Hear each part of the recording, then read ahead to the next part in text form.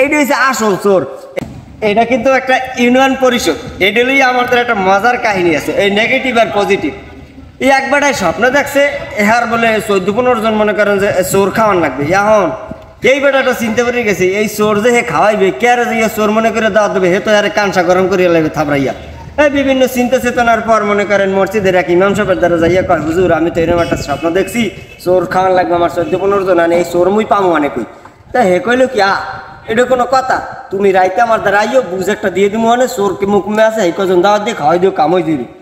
হ্যাঁ হে তো গেছে সন্ধ্যাকালে, যে গেছে আর কয় আপনি এক কাম করবেন, ইউনিয়ন পরিষদে যারা যারা আছে ওই মেম্বার চেয়ারম্যান চিফ সকল দিয়ে দাওয়াত দিয়ে নিয়ে খাওয়াই দিও।